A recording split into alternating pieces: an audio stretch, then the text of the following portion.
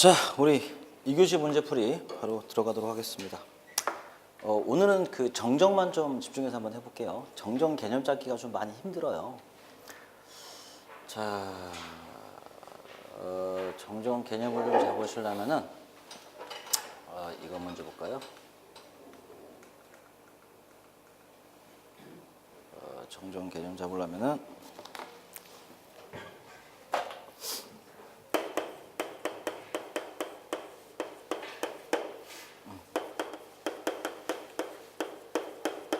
한시 요소와 순시 요소를 좀 알자고요. 한시 요소 중에 시간이 있고요. 얘를 뭐라고 하냐면 탭이라고 해요. 아니지. 거꾸로 했다. 한시 전류가 있죠. 얘를 탭이라고 하고요.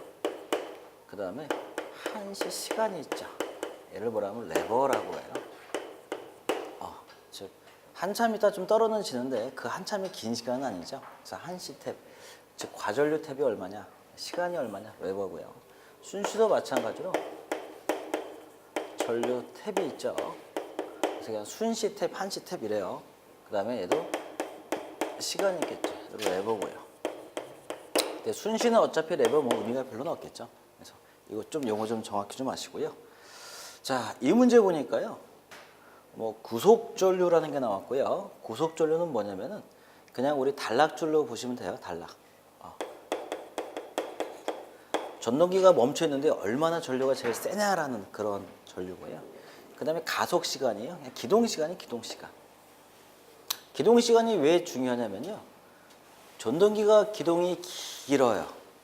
그럼 어떤 문제가 있냐면요. 기동 시간에 전류값이 크겠죠. 크다 보니까 거기에 맞춰서 보호 전기를 세팅해야 돼요. 그래서 이 기동 시간은 상당히 중요하고요. 근데는 뭐냐면 기동 시간이 너무 길어지면 어떤 문제가 발생하면 전동기가 타버려요. 쉽게 설명하면 Y 델타를 보세요. Y 델타요. 전동기는 대부분 델타 결선이에요. 운전할 때 어떻게 해요? Y 결선을 한다는 거죠. 이쪽 시간이 5초가 아니라 세이프 스톨 타임이에요. 구속 시간을 넘어버리면요 어떻게 되냐면은 소선돼 버린다는 거죠. 뭉뭉 할 때 일정 시간으로 짧게 해 된다는 거고요. 자, 여기서 보시고요. 그 다음에 그래서 순시 탭. 순시라는 건 뭐예요? 단락전류죠. 단락전류.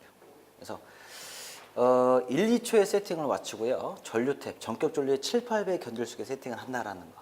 그래서 이게 모두가 기동 시간에 동작하면 안 된다는 거. 한시 탭은 얘는 이제 단락이라든지 보면 되고요.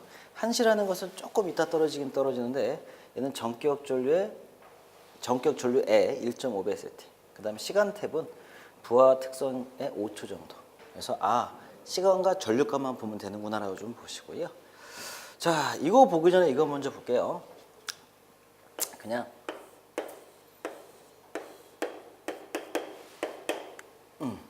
또 있고요. 차단기 있고, 전동기나 아니면 TR이 있다. 이 TR이나 전동기라고 보고요. 그 다음에 뭐가 있냐면요. 이 보호개정 곡선은 이해를 좀 잘 하셔야 돼요. 이쪽은 대부분 뭐냐면 전류예요. 그 다음에 이쪽은 뭐냐면 시간이고요. 전동기 볼게요. 전동기를 보면요. 초기에 어떤 전류가 있냐면요. 여자 전류가 있어요. 여자 전류가 돌아요. 여자가 무서워요. 그걸 뭐라고 해요? 돌입 여자 전류요. 즉 여자 전류가 돌아버려요. 즉 초기에 이 값이 크게 걸려요. 자, 그 다음에 또 뭐가 있냐면요. 이 전류랑 똑같아요. 구속전류예요. 구속전류 봤더니 전격전류의 몇 배요? 6배라는 거죠. 전격전류 값을 이렇게 보자라는 거죠. 기계 전격전류 값이에요. 전격전류가 이 값이에요. 그러면 구속전류는 어떻게 되냐면요. 보통 일반적으로 이 전격전류의 몇 배요? 6배를 잡는다는 거죠. 6배. 1배, 2배, 3배 그럼 상당히 좀 멀어지겠죠. 그래서 이게 뭐냐면은 그냥 이렇게 보면은 초기에 이 전동기에 걸리는 거 봤더니 여자 돌입 전류, 그다음에 이게 상당히 크겠죠. 좀 더 크게 그릴까요? 그래서 빼면은 이 정도만 잡죠. 그다음에 여자 돌입 전류, 얘가 여기다고 보죠. 이게 기동 전류. 자, 그래서 평상 초기에는 여자 돌입 전류가 걸리고, 여자 돌입 전류는 변압기도 걸리고 모든 코일의 모든 부하는 다 걸려요. 그 다음에 기동값은 전격 전류의 6배 걸려요. 그러면은 우리가 가장 여기서 이게 몇 초라고 했죠? 가속 시간을 5초라고 했죠. 5초. 초기에 기동하는 시간이라고요. 그 다음에 safe stall time이라고 했어요. 뭐라고요? 안전한 구속 시간. 즉, 이 이내까지는 괜찮은데 이 시간이 9초죠. 여기를 넘어서 만약에 우리가 세팅한다면은 전동기는 안 된다라는 거죠. 즉, 여기까지 기동을 완료해라라는 시간이고요. 자, 이렇게 되면 어떻게 되냐면요. 처음에 계정기 중에 제일 많이 쓰는 게 뭐냐면 OCR 계정기죠. 과전류 계정기를 어떻게 세팅하냐면요. 이 값이 더할 수 있겠죠. 그래서 OCR 세팅은 보통 이렇게 해요.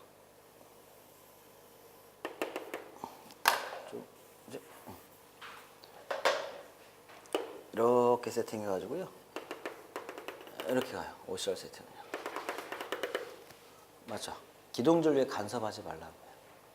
이게 OCR이고요. 그러면 파워 퓨즈는 어떻게 되냐면요. 이렇게 돼요. 파워 퓨즈. 이렇게 돼요. 그 다음 계정기들이 어떻게 되냐면은 이렇게 돼가지고요. 이렇게. 그 다음 또 이렇게 해서 이렇게 돼요. 즉, 이게 뭐냐면은 1번 계정기가 OCR이 여기 있다면요. 그 다음에 후비, 또 후비, 또 후비 있다면요. 이게 후비 돼요. 이게 왜 중요한가 볼게요. 첫 번째 중요한 게 뭐냐면요. 기동값이 갑자기 코일을 잘못 돌아가지고 한 10배를 했어요. 기동전류가 어떻게 들어가요? 이렇게 돼버리겠죠. 그럼 뭐가 떨어져요? 휴즈가 떨어진다는 거지. 이쪽으로는 보호를 하겠지만은 이쪽은 보호 영역 밖이구나라는 거. 그래서 이게 이제 우리가 보호 계정 보면서 보통 기동 전류하는 거 검토할 세팅이에요. 그래서 우리가 항상 이쪽을 비워놓은 거 뭐냐, 여자 돌입 전류 때문에 초기는 동작하지 말라는 게 한시 특성이에요. 그 다음에 1번 차단기 했으면 1번, 2번, 또 후비에 계속 뒤에서 빼가라는 거죠. 이렇게. 이해 가세요? 안 가. 정상이에요. 그래서 만약에 변압기라고 하면 어떻게 끝나요? 변압기는 기동은 없죠. 변압기라면 어떻게 해요? 그냥 이렇게 해서 끝나버리겠죠. 돌입전류. 그래서 이쪽에는 동작하지 말게. 그래서 이쪽은 우리가 보호 영역, 그 다음에 이쪽 영역은 보호 바뀌고요. 자, 얘는 어떤 그림이냐면요. 실제로 우리가 이렇게 탁탁 끊었지만은 전기가 이렇게 안 들어가지. 그렇죠? 초기에 어떻게 해요? 이게 쭉 초기에 들다가 이렇게 초기 값이 이렇게 들어가겠죠. 즉, 여자 돌입 전류 때문에 전동기가 이렇게, 여자 돌입 전류 때문에 이렇게 가다가 이제 기동을 하면서 전격 값으로 가는 거죠. 기동 전류 하다가 전격 값으로 가는 뭐 이런 그림이죠. 그 다음에 이제 과거 계정기, 즉 OCR 계정기 정정한 거고요. 그 다음에 이 같으면은 이제 MCCB가 보호한다는 거죠. 후비에. 근데 얘는 뭐냐면은 전동기의 내량이에요. 여기를 넘어가려면 전동기가 어떻게 해요? 버틸 수 있는 한계가 전동기 내량이라는 거니까 차단기는 어디서 떨어져야 된다고요? 양쪽에서 떨어져 줘야 된다라는 거죠. 그래서 곰곰이 생각해 보시면 좀 어려운 것 같고요.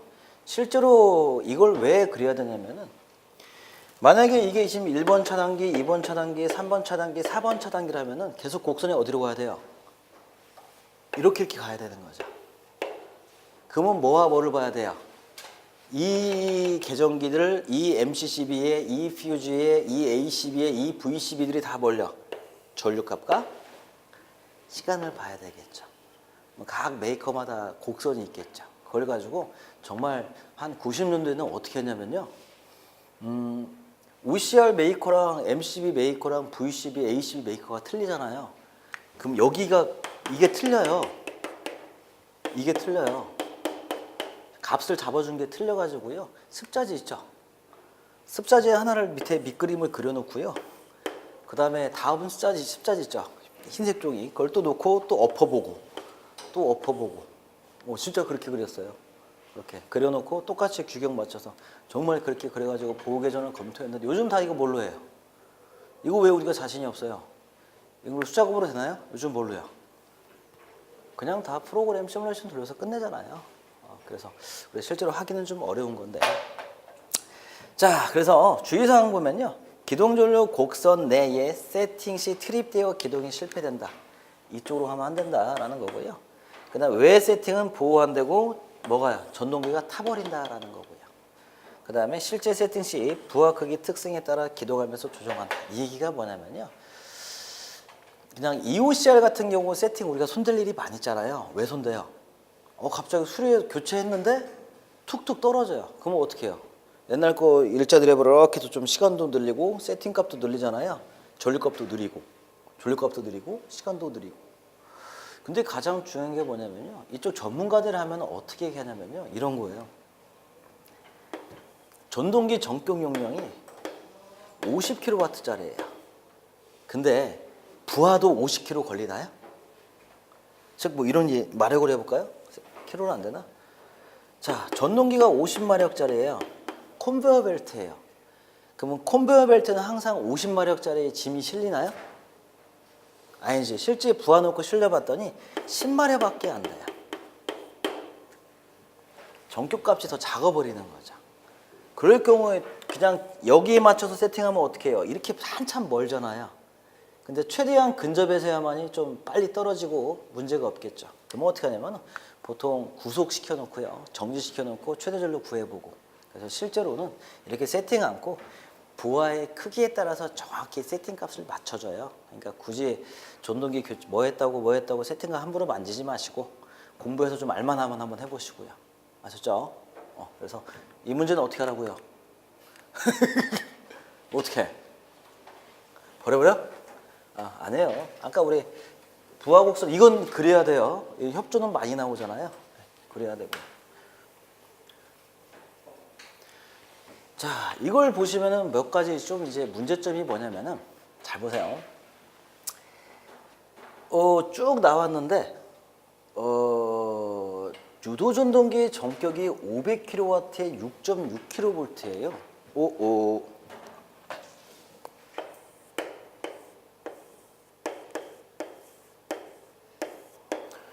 22.9에 380 바꿨는데 6.6 쓰려면 어떻게 해야 돼요? 황당하죠? 황당하죠? 쓸 수 있는 방법은 딱 한 가지밖에 없어요. 이렇게 해서 별도의 뭘 만들어야 돼요? 22.9, 6.6짜리 TR을 만들든지 아니면 어떻게 2단 강화 방식 쓰면 되겠죠. 이 방법밖에 없어요. 그 다음에 문제가 뭐냐면 6.6kg예요. 우리가 리액터 기동을 하든 단권 변압기를 하든 뭘 하든 뭐가 붙었다 떨어졌다 해줘야 돼요. MC 마그네틱이 붙었다 떨어졌다 해야 되는데 6.6짜리 마그네틱이 있을까요? 없을까요? 마그네틱 없잖아요. 그럼 VCS가 싸죠? VCS가 싸죠? 싸요? 비싸지. VCB보다 싸죠. VC보다 싸죠. 지금 고압 차단기는 없어요. 고압 스위치는 VCS 이거밖에 없어요. 한 반씩이잖아 이게. 그래도 잘해야 두 반에 하나 넣는데 안 돼요. 차단기가 이거 하나야. 마그네틱 하나라고 생각해 보세요. 고압 전동기를 Y 델타 단권 변압기 하기가 쉬워요, 어려워요? 어려워요. 얘는 뭐냐면 대부분 고압 전동기는 직입기동이에요. 직입기동이에요. 그래서 지금 전격 전류가 6배가 나오는 게 무슨 전류라서요? 직입기동이라서 그래요. 그래서 좀 어려웠을 거예요. 어려워가지고 고생들 많이 했을 것 같은데요. 그래서 푸른 분이 좀 있을까라는 건데 한 가지 좀 공부 좀 더 하신 분들은 우리 비율 차동 계전기 하는 거 있죠.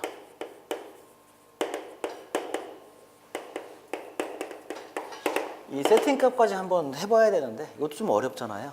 그래서 좀 어렵다. 그래서 쉬운 문제는 아니에요. 개념을 좀 잡아야 하기 때문에 어렵고요. 문제 풀어보면 쉬워요. 뭐만 구하면 돼요? 전격전로만 구하면 돼요. 전격전로 가지고 어떻게 해요? 여섯 배 했더니 최대 전류가 나오고. 순수 탭은 어떻게 해요? 2차를 1차로 바꿨더니 1차를 2차로 바꿨더니 그 다음에 200% 정정하고요. 한시 탭은 150%, 한시 탭은 40%. 그래서 그렇게 어렵지 않고요. 이 150%, 200%는 어디 나와요? 우리 한준 기술 기준에 나오는 거 그걸 보고 조정하는 거죠. 예. 자, 뒤에 한번 나오니까 한번 보고요. 이 그림 참고해서 한번 보시고요. 그래서 보계정 곡선은 아까 저같이도 그릴 수가 있고요. 이렇게도 그릴 수가 있고요. 이렇게도 그릴 수가 있어요. 굳이 뭐 다 틀렸네, 맞았네가 아니라 그냥 보는 관점마다 좀 다른 거예요. 예. 자, 그 다음에 이번 문제 볼게요. ESS예요. 자, ESS를 어떻게 활용하냐라고 봤더니요. 야, 전력 부하 이동에 너무나 좋더라. 가장 이거죠. 즉 ESS가 필요한 게 뭐예요? 1부하 봤더니 하루에 부하 봤더니 피크가 걸리고 또 피크가 걸리더라. 그래서 발전소는 어떻게 맞춰야 돼요? 여기에 맞춰서 발전량을 예비량 잡아서 여기다 맞춰야 되는 거잖아요. 발전량. 야, 너무 불가능하더라. 그러면 남는 건 뭐하냐? 이때 남을 때 뭐하냐? 봤더니 뭐 양수 발전 해가지고 물을 올려놨다가 다시 내리고 뭐 이런 이상한 짓 한다는 거죠. 대신 여기를 뭘로 해요? 여기를 평균으로 잡았을 때 이 남는 전기를 가지고 어떻게 해요? 배터리에 저장시켜 놨다가 언제 쓰자고요? 이때 쓰자는 게 ESS죠. 네. 자, 가장 훌륭한 게요. 전력 부하의 이동이죠. 저 피크 샤프트, 그 다음에 피크 컷, 그 다음에 신재생 에너지의 발전원 출력의 안정화가 뭐냐면은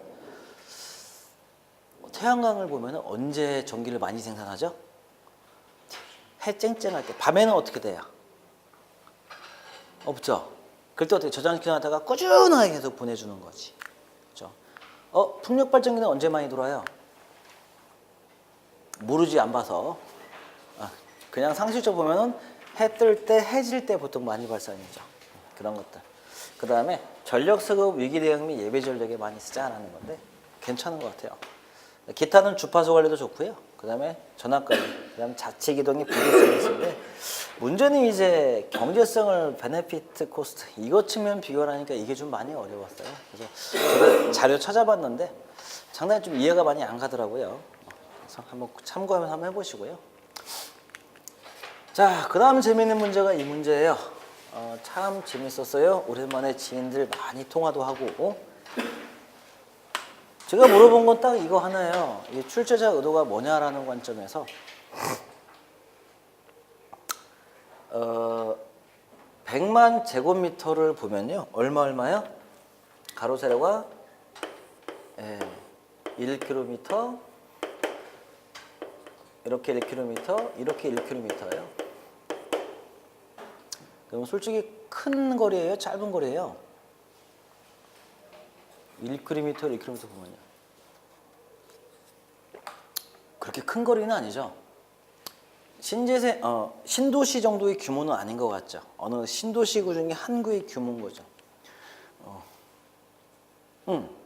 근데 여기에 종합대학도 있고 자동차 공장이 있고 신도시 중에 종합대학 많이 이루어진 장소가 어디예요? 제가 볼 때 송도밖에 없는 것 같아요. 자동차 공장이 있고 거기에 놀이시설이 있고 공항이 있어요. 거기밖에 없네? 근데 그 정도 규모가 아니거든요. 근데 여기에 지금 공항을 넣을 수가 있어요, 없어요? 못 넣지. 그래가지고 이제 해외 프레스 이런 데 있냐고 이제 전화 좀 해보고 이제 많이 했는데 비스무리한 건 좀 있어요. 1km, 1km의 의미가 뭐냐, 첫 번째. 두 번째, 이렇게 많이 넣었다. 출제자 의도 한번 볼게요. 단지의 구내예요. 그러니까 이게 지금 뭐라는 거예요? 100만 회 가요. 단지라는 거지. 그 다음에 구내에, 이 1km 구내에 변전소가 몇 개 있다고요? 다수 있다는 거지. 이것을 설계하자고 한대. 그러니까 답은 어디다 줬어요? 여기 다 줬어. 단지 구내에 다수의 변전소. 그러니까 여기는 단지를 뭘로 본 거예요? 이걸 본 거지. 이게 단지다라는 거지. 그 다음에 배정계통을 설명하고 적합한 계통 구성 방식을 설명하시오라는 거죠. 일단 가장 중요한 게 뭐냐면 TR의 용량이에요. TR 용량 구하는 방법은 딱 하나밖에 없다고 했죠? 어떻게 해요? 연면적에다가 뭘 곱해주면 돼요? 연면적에다가 VA per 미터 자성을 구하면 되는 거죠. 얼마가 있어야 되는 거지. 이게 뭐죠? 부하 밀도로 이제 보는 거죠. 부하 밀도. 근데 이렇게 나오면 추론해 볼 수가 있어요? 없어요? 없어요. 그러니까 용량 추정이 불가능하다는 거죠. 즉 용량 추정 불가해요.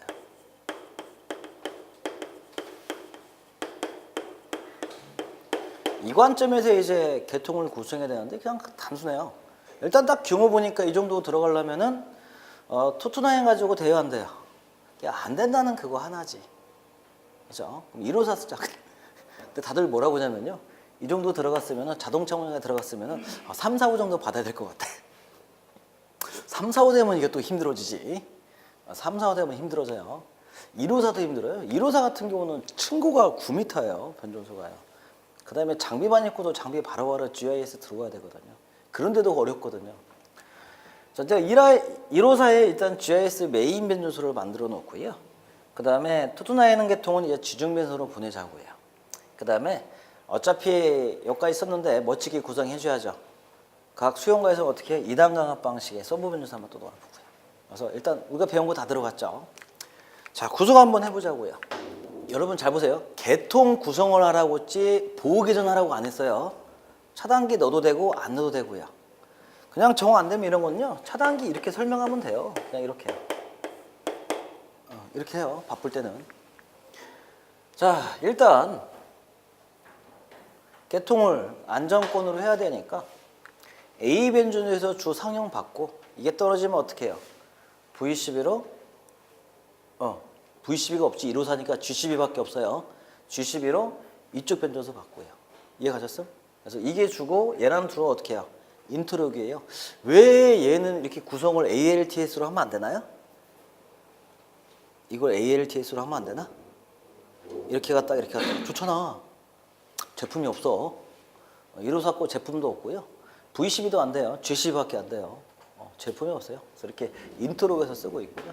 그 다음에 모선 하나 쭉 그리고요. 1호사 변전소를 쓰는 거죠. 그래서 YY 델타. 얘는 뭐냐면은 변압계를 이제 이것저것 부하를 다 쓸 수 있게 이렇게 계통 구성을 하고요. TR 구성을 하고요. 이건 거의 그냥 주문 생산이에요. 1호사 많이 없잖아요. 주문 생산밖에 안 해요. 기다려야 되고요. 예전에 이 결선 한번 잘못했다가요. 공사비 엄청나게 소송까지 걸린 적이 한번 있어요. 꼭 이거 결선 확인 한번 발주 내기 전에 꼭 확인 한번 다시 한번 해야 돼요. 자기 생각이 들리면은 꼭 엔지니어들 좀 물어봐가지고 결선 꼭 잘하시고. 왜냐면은 주문 생산이다 보니까요. 오랜 시간 그거 만들면 나중에 팔 때가 있어요, 없어요? 없어요. 그래서 문제 어려운 적 한번 있었고요. 자, 그 다음에 단록이 많이 써요. 단록이 많이 쓰고요. 그 다음에 다 차단기는 G10이고요. 여기까지가 1호사고요. 여기부터는 뭐예요? 22,000 투투나인이죠. 투투나인은 뭘로 해요? 배전솔로로 구성했어요. 지중솔로로 구성했고요. 그 다음에 여기를 이제 메인 변전소라고 하면요. 여기는 서브 변전소죠. 그래서 여기는 뭐냐면은 투투나인을 뭘로 받았어요? 6.6으로 다운시키고요. 여기는 1호사를 22.9로 다운시키고요. 다시 20.9를 6.6으로 다운시키고 또 어떻게 해요? 얘를 6.6에서 380으로 다운시키는 이런 방식을 썼고요. 그래서 한뱅크 종합대학교 자동차 공장 누르이슬 공항 이렇게 구성했어요. 이게 답이 맞는지는 모르겠어요. 그래서 제가 볼 때는 조금 왜 이렇게 구성해나라는 이유라든지 아니면 어필만 좀 해서 점수는 좀 나올 것 같아요. 그래서 즉 이런 정도 하려면 계획을 좀 오래 하신 분들이 좀 할 수 있거든요. 그래서 여기는 뭐 디테일하게 들어갈 필요는 없겠죠. 여러분이 실무할 때는 이거 고민 한번 해보세요. 2단 강화 쓰다가 어떤 문제가 있냐면요. 여기 지금 델타잖아요.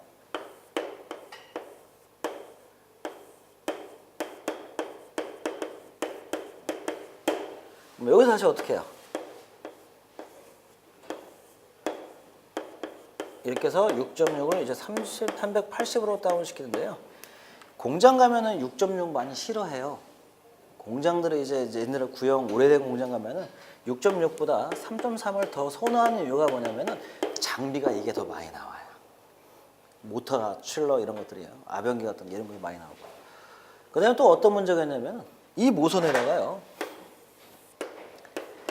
발전기를 저압 발전기 걸을까요?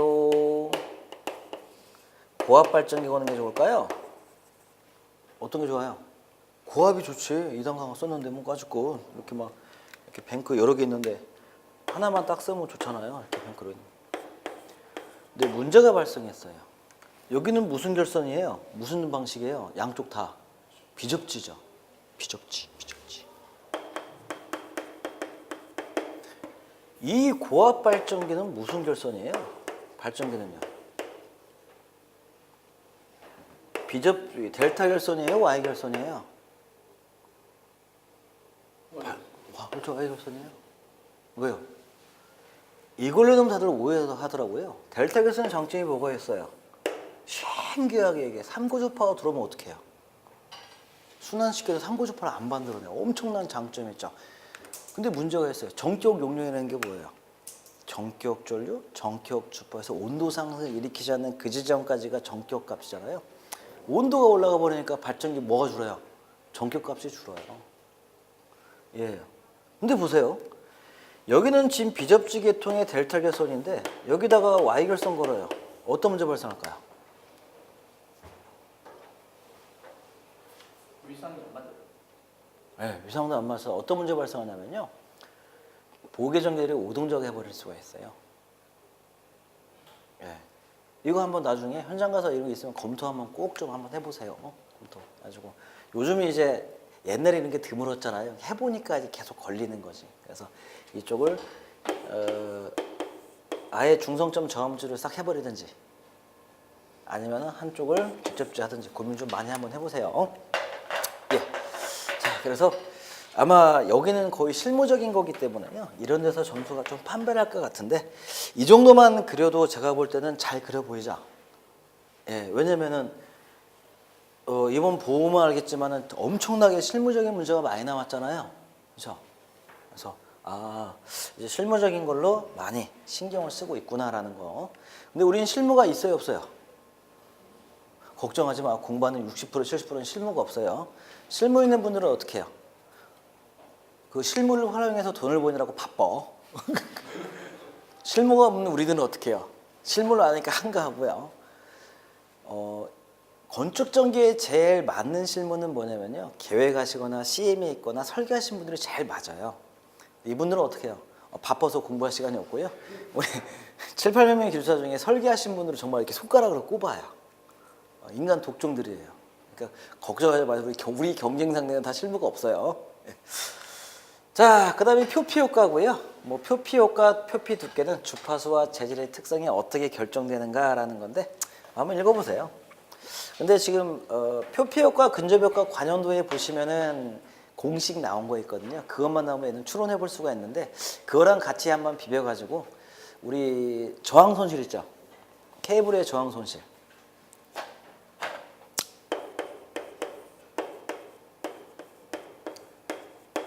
저항 손실해 보시면은 우리 표피 효과와 근접 효과 들어간 공식 기억나세요? 시류죠? 네, 그거 한번 해가지고 같이 공식 한번 묶어서 만들어 놓으시는데 이런 것들은 55점 이상 때 한번 만들어 놓으세요. 네. 자, 그 다음에 접지 전극의 설계에서의 설계 목적에 맞는 효과적인 접지를 위한 고려사항 설명하시오라고 했어요. 이제 우리 원론서 찾아보면 이렇게 있어요. 소요 접지 조항, 대지 파라미터 결정, 접지공사 구역 결정, 접지공법 설정, 접지 재료 선정, 접지 조항 계산 해가지고 뭐 크나 작나 해서 설계 도면까지 작성하는데 실제 이렇게 해요, 안 해요? 안 해요. 이게 이제 더 힘들어요. 일단 이 문제를 보면서 어디에 좀 포인트를 맞췄냐면요. 야, 그냥 접지 설계를 하면 되지? 지금 뭐라고 했어요? 전극을 하셨어요. 저 같은 경우는 이런 뉘앙스 하나하나를 좀 많이 살펴보거든요. 중요해요. 이분이 말한 접지 전극의 의미는 뭐냐는 거니까 마지막에 땅이 매설할 때 너 동발을 쓸 거냐, 나동선 쓸 거냐 이런 뉘앙스까지 보는 것 같아요. 그렇죠? 그래서 원론서는 이렇게 나와 있지만은 실무는 어떻게 하냐면요, 그냥 이렇게 해요. 좀 많이 괴리감이 있지만요. 아까 나온 자동차 공장 한번 보죠. 자동차 공장. 자, 자동차 공장을 지어요. 그러면 자동차 공장을 짓는데 건축이 이제 기본 설계를 하겠죠. 기본 설계는 어떤 설계예요? 그냥 배치도가 나오고요. 배치도가 나오고요.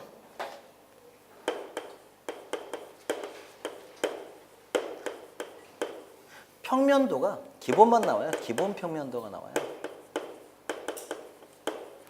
그다음에 이제 단면, 인면 간단히 나와요. 그냥 끝. 그다음에 건축 개요도 나오고요, 당연히. 이게 이제 전기로 넘어와요. 그럼 전기는 그걸 가지고 뭐 할까요? 아, 봤더니 이만한 공장의 대지 면적이 있는데 여기 논이다. 논에다가 이렇게 본동을 짓고, 여기는 무슨 공정 짓고, 여기는 뭐 짓고, 여기는 전기실은 부하 중심이 있어요. 항상 짜투리에 있어요. 그러면은 여기 전기실을 짓는데 부하 중심에 놔요? 절대 그런짓 않지. 어디로 놔요? 또 구소로 몰지. 네. 전기실 있고 기계실 있고 저렇게 배치 쭉 하고 쭉 이렇게 건축 기본 설계가 나오고 인면도가 나오면요. 이제 전기도 기본 설계를 해요. 전기는 무슨 기본 설계를 해요? 나와야 할 게 뭐냐면요. 가장 중요한 게 전기 용량을 다들 궁금해해요. 이건 건축이 궁금한 게 아니라 우리가 궁금해요. 왜요? 전기 용량이 2만이 넘어버렸어요. 그럼 어떻게 해요? 4만이 넘어버렸어. 검토해야 하잖아. 뭘요? 1호사를 검토해야 하잖아요. 우리가 궁금한 거예요. 거기를 넘기냐 안 넘기냐가. 그래서 그 다음에 또 뭘 보냐면요. 전기실 위치를 궁금해요. 전기실 위치를 왜 궁금할까요? 전기실 일로 몰아놨는데 괜찮을까라고 이제 눈치를 보는 거지. 그러면 전기쟁이가 이래요. 와, 얘 조합으로 보내려고 했더니 못 보낸다. 그러면은 지금 자동차 공장이니까 이게 층이 높아요, 낮아요? 높지가 않지. 넓게 가겠죠. 그럼 여기다가 어떻게 해요? 그럼 너네가 비트 파줘. 비트 파줘. 비트 파줘. 야, 우리 비트로 갈게. 파줘. 이렇게 요구를 할 수가 있죠. 아니면 부하 중심에 놔둬라. 이런 요구 하고요. 그래서 전기실 위치, 그 다음 면적 있죠. 뭐 EPS 면적, BT 면적, 그 다음에 뭐 TPS 면적, 면적들을 이제 궁금해 하겠죠. 자, 그 다음에 뭐냐면은, 여긴 지금 건물을 지었어요, 안 지었어요? 안 지었잖아. 그냥 논밭이야. 논밭이에요. 그러면은 전기 설계자가 가서 접지를 측정을 해야 되는 거죠. 그 전에 이 평면을 놓고 뭘 하냐면요. 전기실 위치가 확정됐으면은 이게 수만 평이에요. 접지를 다 측정해요? 당연히 측정해야 되겠지만 어디를 위치로 해요? 이 위치를 잡고 메쉬 접지를 여기를 다 하나요? 다 해? 변전소야? 안 되죠. 그러면은 여기에 서브 변전실이 있고, 여기 서브 변전실이 있고, 여기 서브 변전실이 있고 이렇게 있으면은 이제 부분부분하게 할 수밖에 없죠. 그러면은 기본적으로 이렇게 메쉬하고, 이렇게 메쉬하고, 이렇게 메쉬하고, 이렇게 메쉬하고, 메쉬하고, 이 전기실은 기계가 합쳐서 다 메쉬해버리고. 가서 이제 딱 현장에 방문을 해요. 혼자 가면 어려우니까 접지 설계하는 전문가를 데리고 가는 거죠. 그 일명 업자지. 접지업자 같이 가가지고 딱 방문했더니 여기는 지금 이렇게 돼 있어요. 논밭이에요. 논밭이야. 위치를 어떻게 잡아요? 못 잡지. 전기는 절대 못 잡아요. 누가 잡아줘야 돼요? 건축이 같이 잡아줘야지. 여기가 이 위치입니다. 여기가 이 위치입니다. 이 위치가 위치입니다. 하면 대충 어떻게 해요? 거기서 우리 삼전이법 있죠. 뭐 있죠? 삼전이법. 기준 접지 묻고 나서 하나 달고 달아가서 몇 미터 뛰고 10미터 뛰고 또 하나 또 달아가서 어떻게 해요? 또 10미터 뛰고 3전이법으로 대지 저항을 측정을 해요. 근데 접지값이 너무나 안 좋아요. 그럼 어떻게 해요? 설계하면서 보강을 하는 거죠. 그래서 그런 계산을 통해서 접지 전극을 야, 메쉬를 5m 간격했더니 안 나오더라. 그러면 어떻게 해야 돼요? 메쉬 간격을 더 줄이고요. 야, 도체가 이만큼 구리선 이거 썼더니 나동선이 안 되더라. 바로 가자. 이런 것들을 하는 거죠. 그래서 이렇게. 그래서 현장 접지점 측정하고 측정했더니 송도예요. 송도는 어떻게 해요? 그냥 옛날에 농담으로 얘기해서 송도는 밑에가 뭐죠? 뻘이잖아요. 그냥 접지봉만은 박으면 다 나와버렸어요. 그러다 보니까 그런데 어떻게 해요? 시공 방법 고려할 필요 없죠. 아무거나 해도 되겠죠. 그래서 이렇게 하고 나서 마지막에 접지 설계를 해요. 이게 이제 현장에서 우리가 접지 설계하는 방법이니까요. 참고만 한번 해보시고요. 자, 그 다음에 이 문제도 6번 문제 보면요. 지하 2층에 1000kW 디젤 발전기를 설치했다. 준공 검사에 필요한 전기, 건축, 기계 점검사항 설명하셔. 그냥 체크리스트 체크하면 될 것 같아요. 근데 감리해 보신 분은 아니면 솔직히 많이 힘들겠죠. 그래서 준공검사 보통 많이 점검하시는데요. 이거 한번 고민해 보자고요. 그 보통 이제 만약에 비상발전기에서 그냥 실무적인 내용인데요. 비상발전기에서 이제 만약에 제어반 있고 쭉 넘어와서 제어반에서 일반 큐비클까지 우리가 큐비클 ATS까지 보통 용량이 크면은 우리가 부수닥트로 많이 하거든요. 그렇죠? 용량이 크면요. 이거 할 때 보통 우리가 여기 진동이 있다면요, 뭐 익스패션 조인트니 이리 또 넘어오는 것들 많이 고민들 하는데 진동식 익스패션 조인트가 충분히 어떤 내구성이 있는지, 진동을 많이 감소시키는지, 그다음에 얘 고정할 때 뭘로 해요? 뭐 인서트 내진 볼트 같은 거 써가지고 충분히 커버 가능한지 꼭 좀 확인 좀 하고요. 그다음에 건축적인 점검이에요. 건축적인 점검할 때 제일 중요한 게 뭐냐면 마감 재료예요, 맞죠? 마감 재료예요. 이쪽 마감 재료면은 대부분 뭘 썼어요? 방진, 방음, 흡음제 많이 썼죠. 이거 아니면 감당 자체가 안 되죠. 그래서 이게 마감 재료 충분히 흡입이 가능한지. 그 다음에 보통 우리가 콘크리트를 탕을 했으면요. 여기다 또 뭘 써요? 별도의 밑에 패드를 설치하고요. 이쪽에 뭐 네오 플레임 같은 거 우리가 또 고무를 또 집어넣고 얘만 또 별도로 움직이게끔 설치를 하죠. 이렇게. 그래서 별도 패드 제대로 구성되고 있는지를 눈으로 조금 확인해야 되고요. 자, 그 다음에 우리가 이거 좀 볼게요. 연도 나가요, 연도. 발전기 엔진에서요. 엔진 연도 나가는데요. 연도 가다가 보면은 이렇게 연도가 올라가는데요. 연도 이거 충분히 진동 때문에 많이 잡아주고 횡축도 잡아주고 충분히 뛰는데요. 이쪽 이격거리를 꼭 확인 좀 해야 되고요. 그 다음에 연도 나가서 이것까지 꼭 좀 확인 좀 하세요.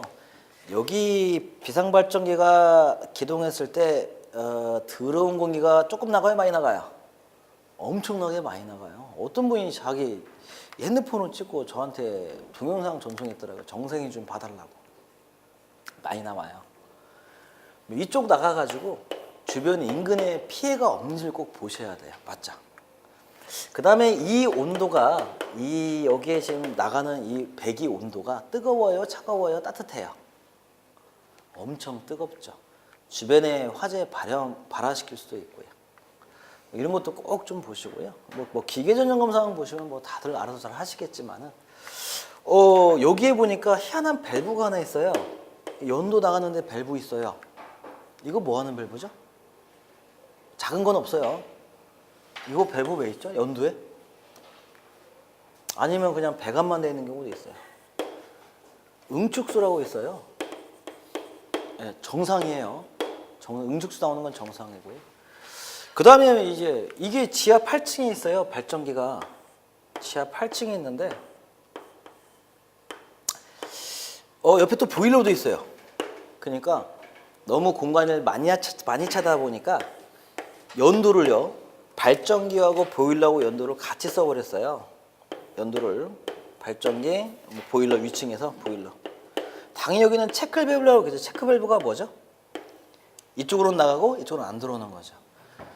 근데 발전기를 돌려버리니까 압력이 세요. 보일러하고 비교는 안 되죠. 그러다 보니까 보일러실로 역류해가지고 이제 화재 발생한 줄 알고 난리가 나는 거지. 그래서 이때는 보일러하고 다른 거 같이 쓸 때는 면도를 별도로 따줘야 돼요. 이런 거 아끼려고 하지 마시고요. 그래서 뭐 이런 정도만 한번 뭐 상식적으로 봤는데 참고해서 보시고요.